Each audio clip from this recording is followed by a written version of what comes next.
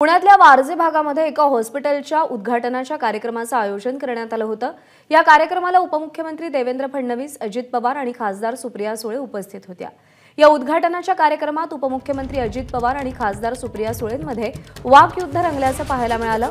हॉस्पिटलचा श्रेयवाद आणि रखडलेल्या निवडणुकांवर दोघांमध्ये वार प्रतिवार पाहायला मिळाले। पाहूया।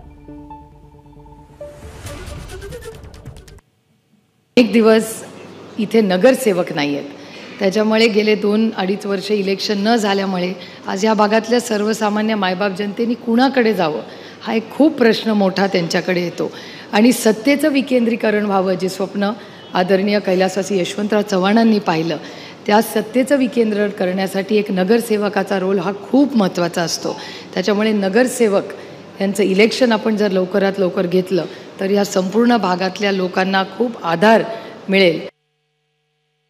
तर 2 वर्षापेक्षा जास्त काळ झाला महानगरपालिकेच्या निवडणुका थांबलेल्या आहेत।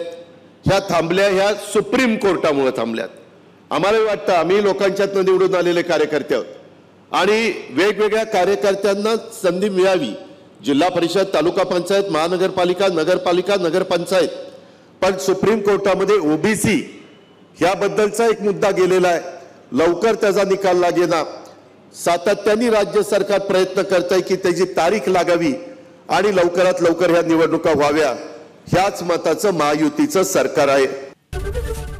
एबीपी माझा, उघडा डोळे बघा नीट।